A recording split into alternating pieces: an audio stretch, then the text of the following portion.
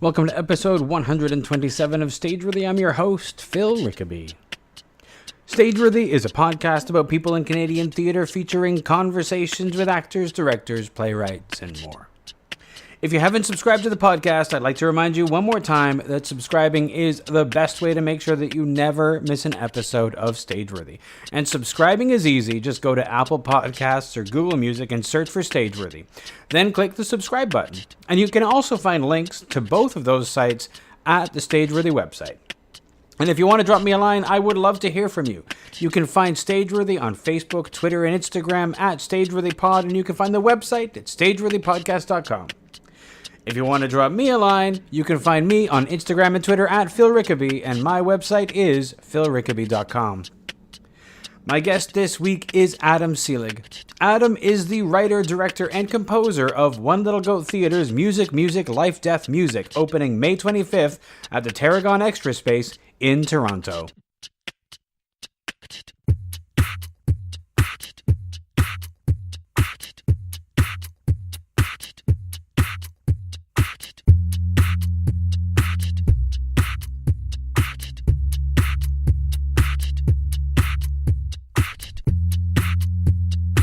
So just to jump right in, the play is Music, Music, Life, Death, Music. Yeah. Which, just, I have to have my little cheat sheet here just so that I have that title in front of me. Yeah. Thank you.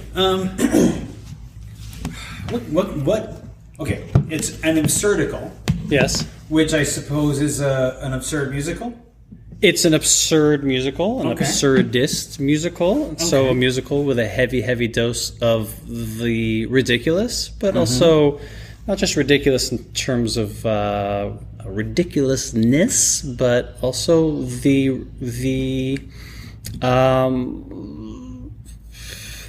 lack of meaning that forces us to really bond and have strong relationships with each other. So that is, it's more than just a kind of silly absurdity. It's a sometimes disconcerting kind of absurdity that's behind it. Is there a story that you can tell us about? That is about inherent in the yeah. So this is a really simple play. The woman played by Teresa Tova, who goes by B, she knocks on her daughter and son-in-law's door in the middle of the night. She wakes them up, and in the process also wakes up their teenage son. And it is really everything that unfolds from there. So it's not plot heavy. It's much more about the dynamics between these three generations of family, between the husband and wife who are, let's call them a sandwich generation, torn between their loyalties to this older generation and need to help her and accommodate her, and their love for her and their annoyances with her as well. And just as much towards their younger generation as well, towards their teenage son. So that is what happens in this play as far as plot goes. But really, I'd say that's just a simple setup from which everything unfolds. What is there anything in particular that inspired this for you? Where did this musical come from? I think I might be a writer, a playwright, a director trapped in a musician's body. So I think that what happened was this time I just, rather than sitting down with paper, I sat down at the piano and thought, well, it might be interesting to just open with a song and see what emerges from there. So the opening song is called, I have to get the order of the syllables right. It's called Fa Fa La La. I almost called it La La Fa Fa, which would be utterly wrong. Yes. This one's, and the subtitle, which is the chorus, is One and One are One. And One and One are One. That is a love song between this couple. And that's what started it all. Sitting at the piano and I guess this idea of building out from the music and beginning with that. So it started with that love song. Then it moved to this. There's really a a passionate scene between this couple, again with a healthy dose of the ridiculous mixed in. And nevertheless, there's real strong, powerful, joyous love and sexual love and pleasure that they are about to embark on when Dee Dee's mother B knocks on the door. So the couples are Dee Dee and JJ. Mother's B and their son goes by. At least they call him Pee-Pee, and they often call him Little Pee-Pee. That's his nickname. So it started with that. Emerged from there, and before I knew it, there was a mom knocking at the door. Before I knew it, there was a teenage boy who was waking up in the middle of the night, and it was just one thing leading to another. So really, no map or clear concept that I started with, just starting with a song and growing from there. Have you had ambition to write a musical previously? So I've written the one called Ubu Mayor, which we did right before the municipal election a number of years ago. I guess it was exactly fall of 2014. We did a musical, One Little Goat, performed a musical with Michael Dufay's Richard Hart and Astrid Van Wieren, whom a lot of people know from Come From Away. She's part of the original cast. And we did a full-on play with music. I've never been entirely comfortable with the term musical. Maybe it's because often the drama is sacrificed, or maybe some of the text is sacrificed just in order to quickly get to the musical numbers. And so I keep referring to these as plays with musicals, or finding other ways to call them musicals, like an absurdical, in order to show that really we do have a balance here of the dramatic with the musical. So I guess the answer to that is yes. 4 years ago, writing Ubu Mayor was such a pleasure, such a delight, so much action and excitement and randomness and humor and just surprising moments can emerge when you mix music in with it. And one of the things that was a challenge for me in writing music, life, death music, that I thought would be just interesting for me to explore is, well, okay, music seems to be great for the outrageous, and Ubu Mayor was certainly outrageous. It was just flat out ridiculous. What if through the music we also brought some depth, some emotional depth, some ballads, some slower numbers? So that was the challenge that I explored with this, and there is a much broader range of music. It's not just fast, upbeat numbers. Sure. We also have several that are slower tempos and that are more vulnerable. Sure. I mean, the idea of the play with music, separating from a musical. I totally get that because the movie La La Land, everybody was calling a musical, and then I saw it and I was like, no, that's not a musical. That is a film with music, because the songs didn't propel the action forward. The songs might have been character pieces, and sometimes they were just like nice things. And in my mind, that is what an X with music is: a play with music, a film with music. In your mind, what separates a play with music from a musical?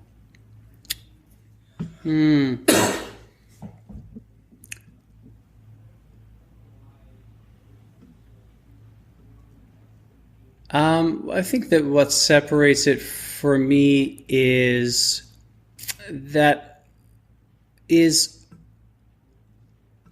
maybe it's just a little more emphasis on text here than I would sometimes expect from a musical. But at the end of the day, if someone calls this a musical, I take no offense whatsoever.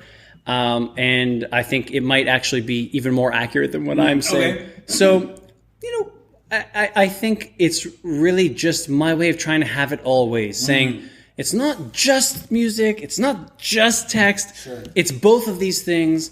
I give them equal weight, and I really throughout the play am not trying to rush a scene along in order to get to the song, nor am I rushing through the song in order to get to the scene. I'm really trying to give them equal weight, and so that's why, rather than this kind of musical term, the best I could come up with this time was an absurdical, so that just to get people thinking a little bit differently about how we approach this. But yeah, at the end of the day, I'm not idealistic or militant about it in any way, shape, or form. Like you were saying that you wrote Ubu before, and this one you sort of wrote in a different way. Ubu was written. You sat down with paper. You didn't sit down with the piano first. Yeah, so I sat down with paper, and Ubu became a musical almost by accident. Okay.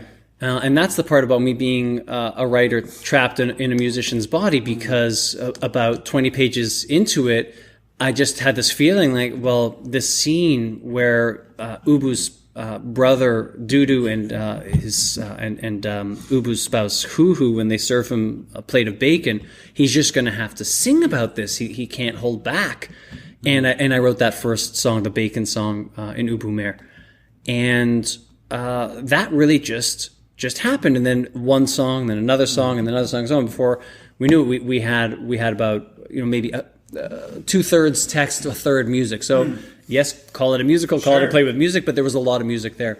Whereas here, I just really wanted to open right away with song and build it with music. And so, I hope I put music in the title enough times for people to know that there's music in there? No false advertising here. Absolutely not. Absolutely not. You sort of have all of the things in the title here.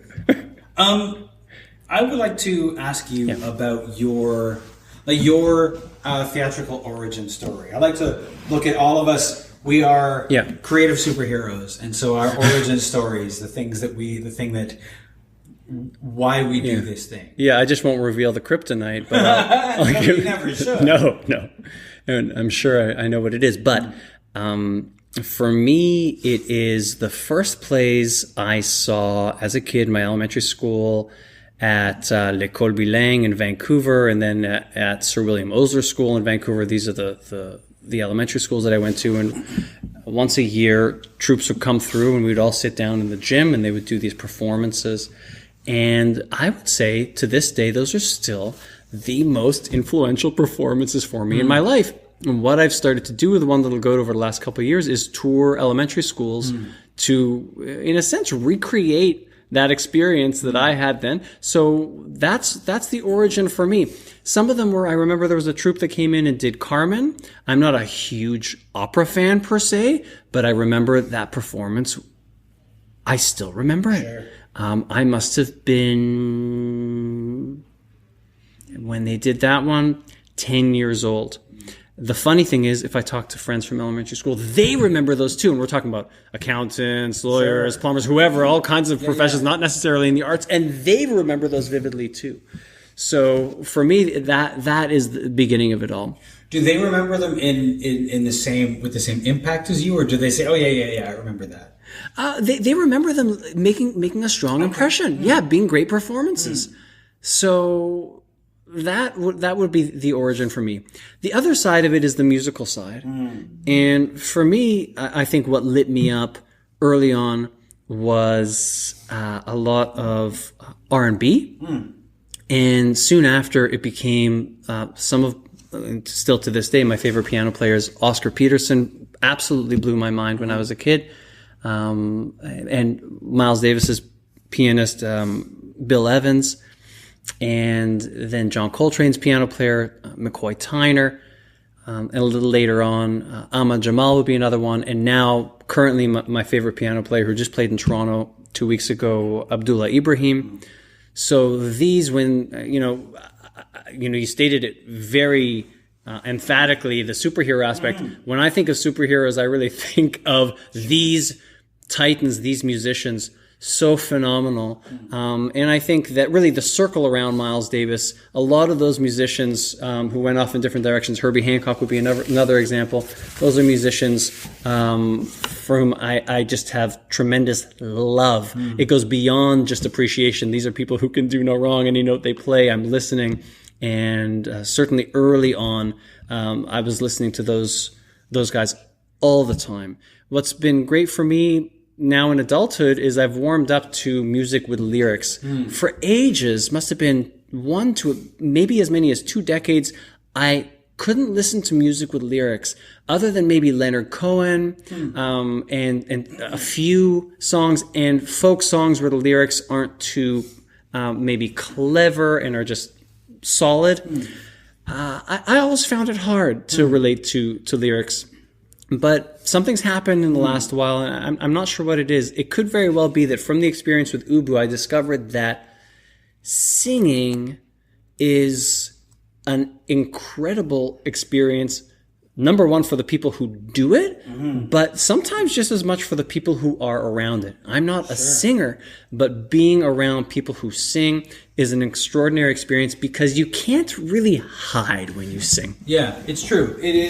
Singing is like one of the most vulnerable things you can do in front of somebody. And I'm not quite sure why singing is, and yet it's almost like everybody, like you make somebody sing and they will show you who they are, even if they don't sing well, which is a fascinating thing. Yeah. When did you start playing music?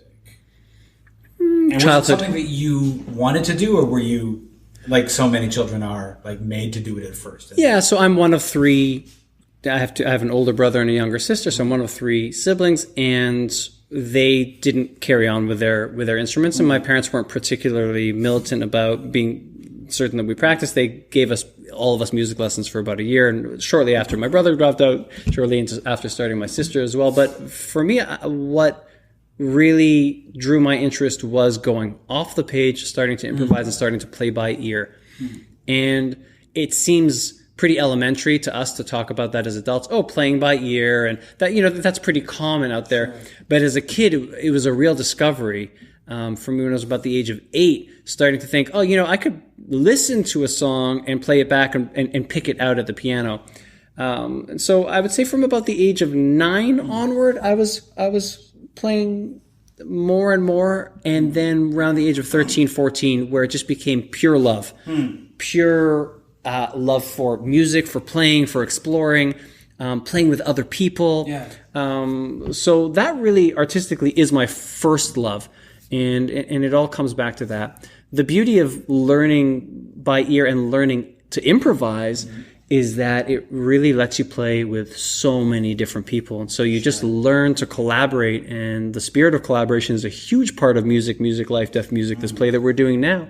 I think had a lot of training from early years playing music, and just being in the room with people and seeing where things go and trusting their instincts. I think when you have a cast like when you have Richard Hart, Sierra Holder, Teresa Tova, Jennifer Villaverde, I follow them. A lot of people look at a director and think, what's your vision, and where are you leading this? Where are you guiding this? It's kind of the other way around. They are letting me know where this is going. As when you were primarily music, when did you start to, were you always music and theater, or were you like music and then you came to the theater a little later, in terms of not just watching things like Carmen at school, but like things that you wanted to do? I think the first theater for me was improv in Vancouver. I don't know if you've ever seen the Vancouver Theater Sports people, but they're still going strong there. They are among the funniest, most clever troupe I've ever seen, still to this day. They're great improvisers here in Toronto, certainly. I think it may just be that I fell in love with improv in my teenage years, seeing those guys perform in Vancouver, and so I have a tremendous amount of affection for that.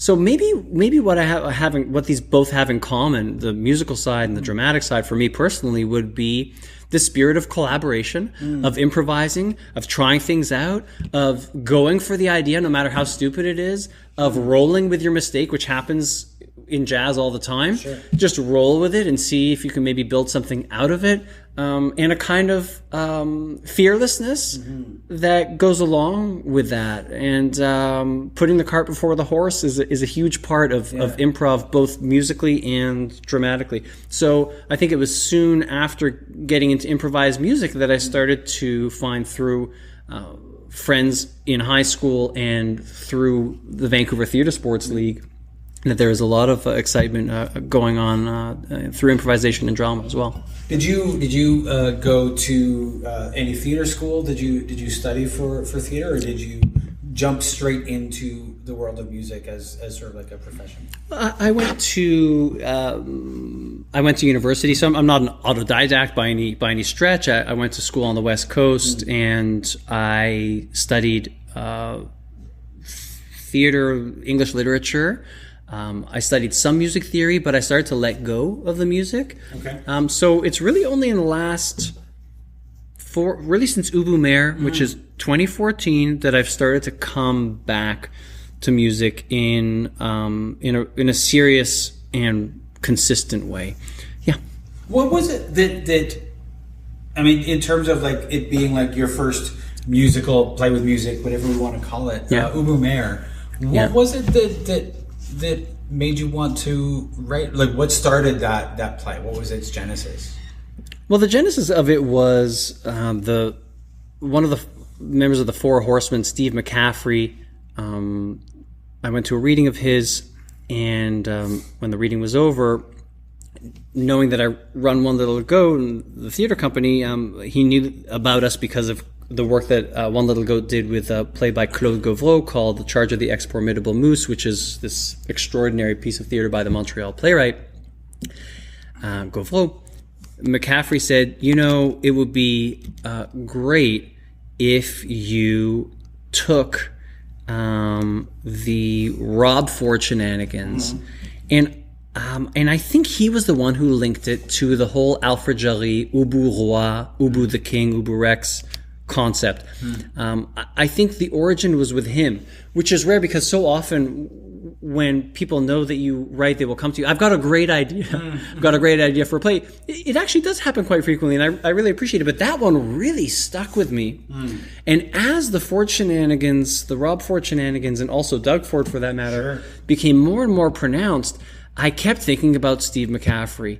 And I think it's because that was the genesis of it, this concept of taking what is really the biggest flop in history, but a deliberate flop, Ubu Roi, in the late 19th century, right at the turn of the century, when Alfred Jarry wrote this play where he almost deliberately sabotaged his own play so that people would riot, to combine the spirit of that play with a play, quote-unquote, about Rob Ford, but really just about the spirit of political brazenness and stupidity and insensitivity. When those two came together, somehow bringing music into play with that just seemed like a natural fit. Music allowed Ubu Mayor to become even more extreme than the writing was. So it allowed it to just blow everything up and come out really strongly. Of course, you need great theater, musical theater actors like Astrid Van Wieren, like Michael Dufay, like Richard Hart. Sure, you need that for sure, and you need strong music. But there's something about music, no matter what, that can just let you take it to the next level. So that's what happened with Ubu Mayor, and the experience was such a positive one that I couldn't let the music go after that. I've had to hold on to it, and again, someone like Balanchine, I remember hearing him talking about how he could never work with canned music. He always needed orchestration there. He always needed live music. We're in an era now where people can listen to this podcast while they're walking on the street, while they're sitting at home, while they're in the bath, wherever. But let's face it, live experience is something that we all, is maybe the last thing that we need to experience in person.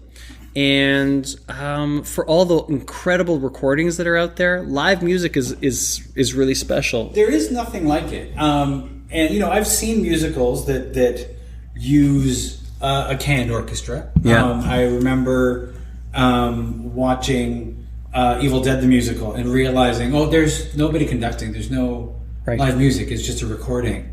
And actually watching actors kind of struggle with the music, because there's nobody conducting, so there's nobody who can go, and all together now you have to be ready to go. And also, I think it affects the audience, because the audience knows that it's not live. Yes. We're used to recorded things. Something happening in there. That's why theater and live performance pops so much. And not having a live orchestra or any live music really sort of affects us, I think, or we see a lack there. I totally agree with that, and there's with live music, to put it however touchy-feely that this may be, there's just more vibration in the air. Sure. There's also the benefit of being able to change it up a little bit. Maybe we want to just pick that up a little bit tonight. Mm-hmm. When you're working with canned music, which I've never done, and I just can't imagine doing it. Mm-hmm. You are really beholden to that tempo as well. Yeah. So, what if everyone's cooking a little faster that night and we want to just get moving? There's no room for that. There's no room for So there's no comparison. And, what would it be? It would be the Victorian notion, Walter Pater notion of all great art aspires to the condition of music. And I think all great music aspires to the condition of live performance. Mm-hmm. And to see... I come back to a great piano player like McCoy Tyner. To see McCoy live is an extraordinary experience. And part of it is not just the vibration in the air. It's also knowing that you are there in that moment with him as he is generating that. Mm-hmm. Mm-hmm. And you can follow him as he's moving. So this is one of the great actors, great performers, and we have a terrific cast in this play, in Music, Life, Death, Music.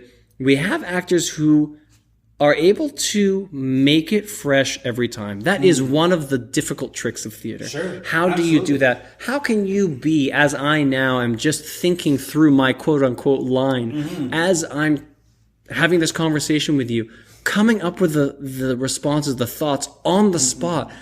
There's a freshness to that action. How do you maintain that action in the theater when you've rehearsed it however many times? Yeah. And that's a big, big trick. The beauty here, we have a little advantage in the way that we are working with our music, and that is that often in the musical, and with Ubu Mayor, this was the case too, I felt like the band was strong, the band was great. We had Jeff Halishuk on the drums, Tyler Iman on the bass, I played the piano. We were solid, but we really became such a well-oiled machine that we kind of got locked in to this is how we do it. And yes, we kept it fresh to a degree each night, but what I've done with Music, Life, Death, Music is given some space in several songs for the band to improvise. So we have Lynette Gillis on drums, we have Joshua Sky Engel on guitar, we have Tyler on bass, I'm playing the Fender Rhodes. So I would say it's mostly Tyler on bass and Josh on guitar who are going to step forward, improvise, and give a little space. What action is happening on stage, I haven't quite staged yet, we'll see. But I wanted to build some space for the band to loosen up a little bit, to improvise, and to try to find something that only will happen on that evening. Sure. I mean, one of the magic things about theater is that it's never going to be exactly that ever again. And one of the years ago, I worked with a company that was we were developing a performance style of doing silent film on stage, and that was we were creating plays in the style of silent film. And our initial vision was that we would do whatever we were doing with recorded music until we managed to find a brilliant pianist who came in. And as soon as we were working with the pianist, it was like magic because it was a conversation back and forth. Mm-hmm. So I can definitely see the how building in those conversations into this piece is an important way of making it fresh. Yes. And I have not done that much with text. The text at this point, we'll see. There will be a few little changes along the way, but for the most part, we're all pretty confident, having done our table work, that the text is going to stand as it is. Maybe a couple of moments that are improvised in terms of dialogue, but I'm really just talking about less than a handful. Yeah. Whereas in the music, we are going to have several minutes minimum where we just open the band up a little more. Sure. So I'm excited to pursue that, explore that, and see what comes with that. Yeah. It's not something that you would necessarily want to do with the spoken text because not every brilliant actor's forte is improvising. Mm-hmm. Not everybody can do it. And yes. So a lot of actors really need their text to be really strong. And if Yes. you deviate, people can get lost. Yeah, that makes a lot of sense. So this is, I mean, how long have you been rehearsing this as we record this? About a week-ish, yeah. And how much rehearsal time have you built in for yourselves? We rehearse for roughly a month, and then we are going to run May 25th to June 10th, so about 2.5 weeks here at the Terracon Extra Space. Yeah. And are you feeling like you're basically just at the start of your rehearsal process, and so you're learning a lot about the play. Yeah. Has there been anything in particular that has surprised you that you've learned so far? I think what surprised me is not so much the text. What has really surprised me is that this cast, these 4 cast members, get along like a house on fire. Now, Jennifer Villaverde and Richard Hart had worked together before. They were in a production of Merchant of Venice about a decade or even more ago. Tova and Richard Hart and I have worked together for over a decade. Teresa Tova has not worked with any of them, nor with me. Same thing with Sierra Holder, who just graduated a week before we started rehearsing. She graduated from Sheridan College, so she's certainly not worked with any of us. Maybe it's that so much of the opening of this play is built around this couple, and the couple is played by Richard and Jennifer, that there no ice needed to be broken for the couple. And you know, to do a let's call it a love scene as the first scene of your play. Sure. It's enormously helpful when the 2 actors know each other, trust each other, and respect each other, and get along so well. Sure. Maybe that is the biggest surprise for me, and a huge help and a huge relief too, because to get to that point where you can be lovers on stage, I would think if you didn't know the other person would take some time. So that's been a big, I think, head start and a kind of fortunate moment. I had no idea when I cast them that they that they had a history of working together. It's funny because I mean every actor, if you know when you have to play lovers with somebody, you can get there. But if you've worked with somebody before, you already have a certain level of comfort, which definitely helps. And well, Jennifer put it to me the other day. She says, it helps when you know the person. Yes. And I thought, I know that that's an obvious statement, but it was good to know because I was really impressed with how well they clicked. Yeah. I mean, the thing is that like it seems like an obvious statement, but I think it's not necessarily, because a lot of people they think, oh, they're actors. They're just like that's right. They get them in the room and it'll work, but it doesn't work that way. That's right. You don't immediately have comfort with somebody. And I think that's simple human nature. No matter how good an actor you are, you can't create or fabricate on day one of rehearsal an entire history with someone. All the good times, bad times, frustrating times, whatever your history is, you cannot create that in one fell swoop. Now, thankfully, Jennifer and Richard have a very positive history. Because could you imagine if it had been the opposite? We worked together a decade ago and we hated each other. Okay, scene 1, you're lovers. Yes. Good luck. That probably wouldn't have gone quite so well. They wouldn't have had the chemistry that you were quite looking for, and it might have changed how the scene initially played. Yeah. But I mean, this is an industry where people have good experiences and bad experiences, and you work with people again and again, and occasionally that's a thing that can happen. In terms of the things that you're exploring, because like you said, you're a week in, and there are things that you're still learning about the play. Are there things that you are going, like before you started rehearsal, were there things that you know that you needed to learn?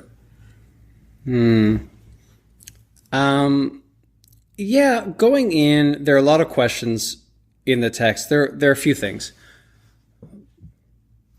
Let me talk about one that's kind of on a very basic level. When I wrote Music, Life, Death, Music, as with a number of plays I've written recently, there's hardly one stage direction in the entire text. So on a very basic level, I'm really curious to know where people go, how they move, what the space is like. Jackie Chow, the set designer, is obviously a humongous help with that. But I don't really picture what is going to happen. Some people think more visually than I do. I think more sonically. The whole musical angle that I have makes sense. But when Jackie comes up with a set, I'm really just wide open. I'm wide open to whatever kind of, let's call it, visual appearance is going to unfold. So that's one on a very basic level. No stage directions, no set, no hardly any, I should say, indication of how people move through the space and what the space physically looks like, its appearances. So I'm very curious about that. And the other thing is I'm really curious to see what these lines, not just how they sound, but more importantly for a play, what they do to each other, what they do to the person who's saying them, and what they do with that to the other person. And so I'm watching that very closely. The beauty is that I wrote this in the summer. I revised it and found my final draft sometime in the fall. So it's been roughly half a year. We're now in the spring of 18, and so we're talking about fall of 17. I put it away. I didn't look at it. I read with it when we were auditioning and meeting and what have you, a couple of short moments, but I have done my very best to ignore it and to forget about it so that when I've come in, I'm coming fresh. So when you ask, what are you curious to learn? I'm curious to learn everything, right? What's happening here? What are their relationships? What are they doing to each other? What do they look like? And how do they move through the space? And how does that influence me as someone who is viewing? So a lot of it, as strange as this may sound, I've developed a kind of convenient amnesia, and I'm coming at it pretty fresh. Do you find that putting it away like that has allowed you to approach directing it without being precious about it? Like, yes, you've got enough distance from it that it's not it's not your baby anymore. It's not a thing that you wrote. Absolutely. Yes, you said it. And if at any point anyone wants to change a line, rewrite, there's no me there anymore. It's just what works best for the scene, what works best for this moment.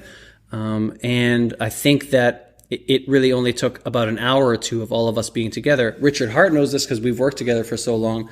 But for the other three actors, Sierra, Teresa, and Jennifer, we very quickly came to this understanding of whatever you need to do. If you need to do something to the text, go for it.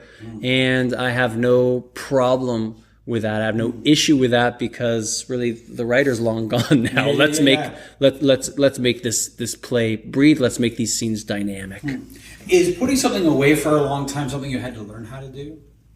Because some people will like finish their play and they're immediately like, now let's put it on. Let's do it right now. And they don't give themselves any distance. I've done both, and I think both are a great way to approach. It totally depends on the kind of play. Something like Ubu Mayor, you write it, the municipal elections are coming up, let's go. We better roll really quickly. Yes. So that's timely, that's political satire, and we better keep with the times because the times move very, very quickly. And we want to respond to this moment now. This moment is going to pass. So that would be an example of a play that from the moment I finished it, we just jumped right in. Sure, yeah. And maybe that makes for a less quote-unquote perfect play, but what it lacks in perfection, it makes up for in liveliness, in spontaneity. Yeah. So I think that there really are those, to put it very basically, those if you have to choose between those two approaches, putting on a play right away the moment even before the ink is dry, versus giving it time, I think it completely depends on what your approach is. And coming back again to improvising, I've seen scenes improvised that blew my mind, that were fabricated right. And if people didn't have the guts / stupidity, right, to just go out there and go for it, those wouldn't have happened. So I think that one of the things that I think would be great for a lot of us in general is just to have a lot of permission to suck out there, because you have to do a lot of sucking before you can find, or amid all the sucking, there can also be some greatness that happens. So, if we just kind of try to make it perfect or too perfect, maybe it'll be dead on arrival. We're not really good at allowing ourselves to suck in this industry. And maybe we can talk about it, but we're not. The industry is not forgiving and doesn't really allow the suckage that it really should. Like, we should be able to go into something like the Fringe Festival and have something that's half formed and almost monstrous. That's right. And we'll figure it out during performance. Yeah. But we tend to go into something like Fringe and people are like, well, it just seemed half formed. And you're like, but that's the point. It's supposed to be my chance to experiment, but we're not good with that. Yeah. Now, I don't know if the best headline for this podcast is, Seelig allows himself to suck. Because, we definitely, having said all that, we definitely are going to work hard at this. But let's face it, these early days of rehearsals, that's actually one of the mantras that we all have here. Okay, let's just allow ourselves to suck. Let's see what happens. Let's just be bold about it. But that's something that's sort of important in rehearsal. And a lot of times we forget about that as actors. We want to come in and on first day be brilliant. And we don't want to... Yeah. So I'm glad you mentioned that. Yeah. I'm glad you mentioned that, because one of the first things I told this cast and I've told prior casts too is I'm not coming in with any preloaded ideas of how this is going to unfold. Mm-hmm. So I recommend the same for you. Let it happen here. All of the most brilliant ideas that any of us had outside of the rehearsal hall paled in comparison to the worst ones we had in the live moment of rehearsing. Yeah. So this is a collective creation. This has to happen here. It's not to say that we don't do our homework and we don't review our harmonies and we review our parts. And for me, in this case, playing the piano, I have to practice my pieces. Of course, we have to learn our lines. Sure. But do you want a fully formed character, a fully formed song before you've come in and tried it in the context? Absolutely not. It has to happen here. Yeah, you can't, if you have that right off the top, and you still have like 3-4 weeks of rehearsal, it gets tired. Like that thing that you did at the beginning is now tired at the end. So it's better to come in with nothing and develop it over time than to, and that way it doesn't become tired. You don't peak too soon. Yeah. Agreed. Which I've been in productions where we peak too soon and then we're like, shit, what do we do now? And I think we've all been through that. Yeah. The play is, so you open on May 25th. You're at the Tarragon Extra Space. Yes, indeed. Is there anything that you would want an audience to know coming in? Maybe the one thing I want to be sure I get in here is just a shout out to everyone who's involved in this production. Who's phenomenal. You don't mind if I just... Go ahead, I need to credit everyone who's involved because it's such a phenomenal team and they are the place. So we've got Richard Hart, Sierra Holder, Teresa Tova, Jennifer Villaverde, phenomenal cast. We've got a wonderful band. I'm very excited to play with Tyler Iman on bass, who's also the music director, Joshua Sky Angle on guitar, Lynette Gillis on drums. I'm playing the piano / Fender Rhodes electric piano. And then we've got Jackie Chow doing sets and costumes, which we've been working together, I think, now for over a decade, doing One Little Go Theater Company productions. Laird McDonald, also about a decade of us working together, lighting designer. Laura Baxter's our stage manager. Ashley Belmer, publicist. Annie McKay, assistant producer. And the wonderful Derek Chua, who it seems like absolutely everyone knows, executive producer. So I'm really, really happy to be working with this great group. And I think the positive energy of everyone coming together to work on a play that is, as scandalous as this may sound, fundamentally joyous, despite the death in the title, despite the death, or maybe simply because of knowing how finite our days are here, and because of that specter, knowing full well it's not a matter if we die, it's a matter of when we die. Sure. And that is even a song that is sung in this play, whose refrain is, when I die, what will you do with da da da da da? And I think knowing that, there is a real celebration of embracing of exploration of life, that pulses through this play, with a lot of music to boot. So I think that's something that if people know that coming in. I'm delighted for them to come and share that experience with us at the Tarragon Extra Space. Awesome. That's as good a place as any to end. Thank you so much. Thank you so much.